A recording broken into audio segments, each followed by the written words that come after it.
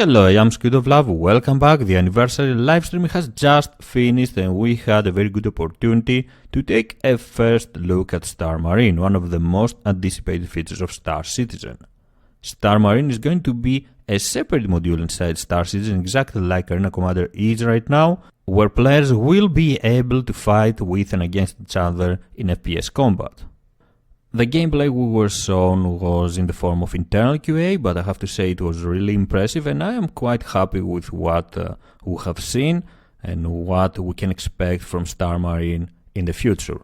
It is obvious that at the moment this module is not yet ready for release, but it is definitely coming along very well. We know that when Star Marine will be released on the live server, there will be two available maps where we can join and play. First was Station Damien. This is going to be the first map, and it was actually the map that was shown to us today. It is the smaller map out of the two, and the other one is Eco 11, that it will be available for bigger and suitable for bigger groups, for bigger teams, and it will be a kind of a more chaotic FPS gameplay. And there will also be two different game modes. One will be deathmatch, and the other will be capture the control points and gather enough points in order to win the game. And this game mode was what was shown to us today again, and it was very interesting. I'm really happy with what we have seen, with the flow of the game. I was very surprised it was so fast-paced, and in that of course helped the size of the map. Since it was the Station Damien that we were shown today, it was easier for the teams to find each other and engage in quite impressive fights. Let's go ahead now and talk about the game mode we have seen today, the one of the two available game modes when Star Marine will be released on the live server. It was called Last Stand game mode, and the goal was pretty simple. There are certain control points around the map, 4 actually, and your team has to control all of them or most of them in order to collect points and emerge victorious at the end of the time, or if you collect a certain amount of points. The teams will have to hack these control points in order to capture them, and this will take a couple of seconds before you can capture each one of these control points. This means that you will be quite vulnerable if you are capturing one of these control points, and the enemy team can find you and kill you with ease. This is one more characteristic of the gameplay we have seen that I really enjoy, the fact that although the combat is fast-paced and you are running always around trying to kill your enemies and capture control points, there is a certain level of teamwork. There has to be a certain level of teamwork if you want to succeed, if you want to emerge victorious. You can't just run around shooting, capturing, without playing with your teammates. If you really want to emerge victorious in that kind of gameplay, if you really want to succeed, you will have to cooperate with them, you will have to have a strategy, follow a certain plan, have someone covering you if you're capturing a point, or you must cover one of your teammates that is capturing a point. It is very well made, it is very well thought, and I really liked the flow and the idea behind the Star Marine gameplay. It is also worth mentioning that the fights are not only happening inside the station, inside the buildings, but also outside and around the station in zero gravity. And the transition from going outside to inside and vice versa was simply very well made. It was a really enjoyable gameplay to watch, and I'm pretty sure it's going to be 10 times better to experience it yourself.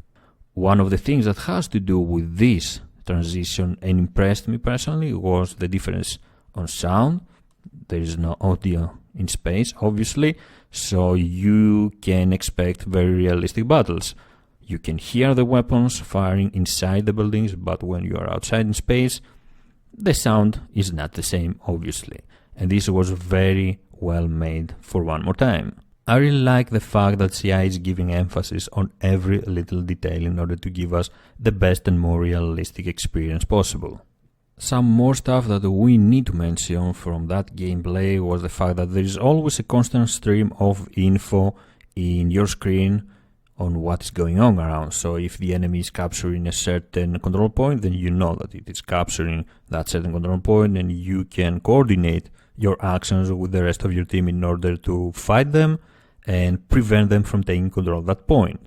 We have also seen how the Item 2.0 system is going to be implemented in Star Marine when you are interacting with the control points, obviously, and for the first time the existence of radar in FPS combat. This is something that we don't have in Persistent Universe right now, and it is going to make life in Star Marine very easy. I have no idea if CI is planning to implement this radar in the persistent universe as well, but I think for Star Marine, for that kind of gameplay that you just join and have fun doing some FPS combats, is a brilliant idea. From all that Star Marine gameplay we have seen today, there is only one thing that concerns me, and this is because the battles seem to be quite chaotic, and I expect every battle in Star Marine to be that way. It was very easy to shoot your teammates. The names of your teammates weren't shown quick enough. In general, the names of the players weren't shown quick enough so you know who you are shooting.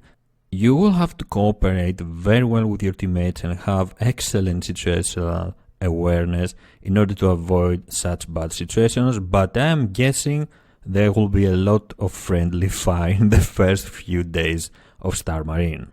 Something else I forgot to mention was, of course, the action with grenades. We have seen some kills with frag grenades. We have seen how grenades will be used in Star Marine, and it is something that we were expecting to happen. We knew there were gonna be grenades in Star Marine, in general later in FPS in the persistent universe as well, but for sure it is nice to see them in action. There is also, of course, the health system fully implemented. You can bleed out from wounds, from bullet wounds.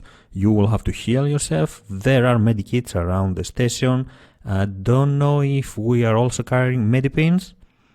It should be possible, but we're gonna learn about this sometime later when we will have a lot more details about Star Marine.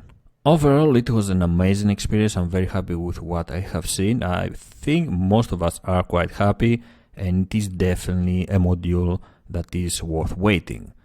I want to get this module as perfect as it can be in the Star Citizen universe, and I'm pretty sure I'm gonna spend many hours playing Star Marine. But we have seen a lot more stuff today other than Star Marine. We're gonna stick to 2.6, we're going to take a quick look at the changes in Arena Commander and of course the changes in the flight system. The speeds, the SCM speeds, the combat speeds were reduced, were actually halved. It does feel like it's more close and personal, but the difference from before, I think it's minimal. The missile seems to be working better than before, and this is actually some really good news, and we have been waiting for this balance for quite a while.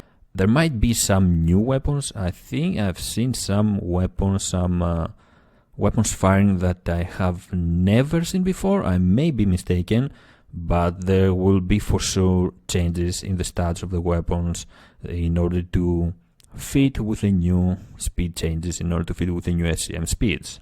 There were also 4 new variants unveiled. Variants for the Hornet, for the Avenger, for the Gladius and for the Saber. I wouldn't call them variants, to be honest. They are the same ships but with different weapon loadout in order to provide a better variety in loadouts out there in the verse in the Arena Commander, so you won't have to buy weapons if you want something specific, but that option will always be there. We will always be able to buy red weapons and change our loadouts, and different skin, different paint job. This was mostly in a way to show us the paint jobs that we will be able to have on our ships, how it will be possible for us to change the paint job on our beloved ships and go out there in the verse with our own customized and favorite spaceship. So we got the Saber Comet, the Hornet Wildfire, the Gladius Valiant, and the Avenger Renegade based on the Avenger Titan. There are of course pickups added in Arena Commander, pickups that won't be added to the persistent universe. This is only for Arena Commander, so after a kill you will be able to replenish your ammo and your missiles. Missiles will be persistent with 2.6.